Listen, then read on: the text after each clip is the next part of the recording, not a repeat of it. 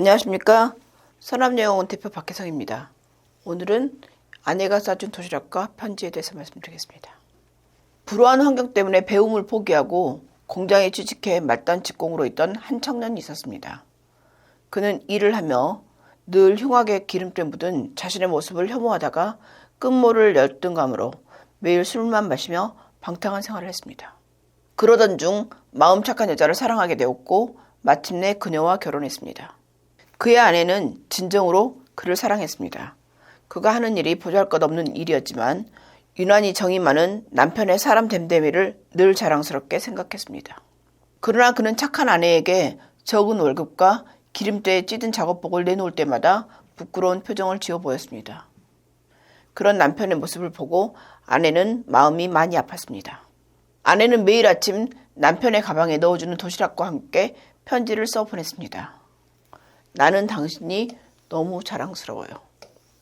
아내로부터 매일같이 이렇게 쓰여진 편지를 받은 남편은 처음 얼마간은 아내가 자신에게 용기를 주려고 보낸 편지라고 생각해서 그저 고맙기만 했습니다.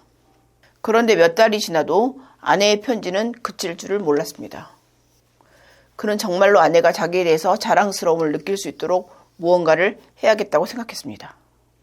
그래서 그는 평소보다 2시간 일찍 공장에 출근해서 미처 사람들의 손이 닿지 않은 어두운 창고를 청소하기 시작했습니다. 아무도 모르게 일부러 이른 시간을 선택했고 사람들이 출근하기 전에 모든 일을 보이지 않게 끝마쳤습니다. 그는 아내에게 이런 사실을 자세히 말하지 않았습니다. 단지 그 일이 아내와 그 사이에 보이지 않는 기쁨으로 남아있기를 바랐습니다.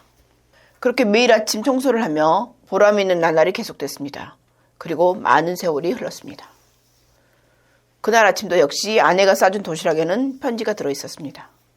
그는 서둘러 공장으로 가서 여느 때와 다름없이 공장 청소를 기쁜 마음으로 했습니다.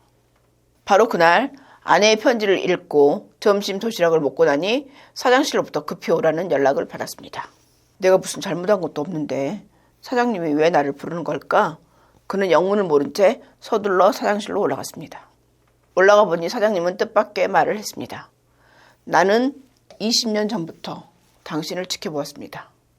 아무도 보이지 않는 곳에서 당신이 아니라면 그 누구도 할 수 없는 일을 하루도 빠짐없이 묵묵히 해온 당신께 온 마음으로 경의를 표합니다. 사장은 그를 부사장으로 승진시켰습니다. 부사장이 되어서도 공장 청소만큼은 변함없이 자신이 했습니다. 나는 당신이 너무 자랑스러워요.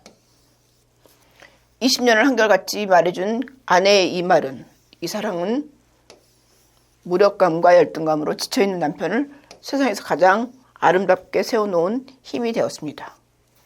자칫 무시당하기 쉬운 남편의 무능함에 그토록 오랫동안 한결같이 따뜻한 시선을 주는 것은 쉬운 일이 아닙니다. 빛을 원하는 사람에게 다가가 그의 어두운 뒷모습이 되어 말없이 감당하고 끝내는 한 줄기 맑고 투명한 빛을 던져주는 사랑이란 얼마나 위대한 것입니까? 사랑은 그 어떤 꿈보다도 더 아름다운 꿈을 꾸게 할 수 있습니다.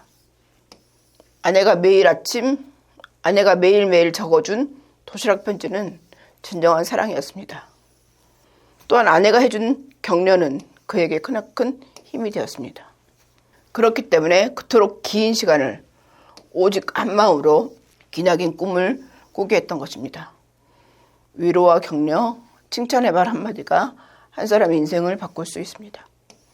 여러분도 누군가에게 이런 위로와 격려와 사랑을 해주시기 바랍니다. 감사합니다.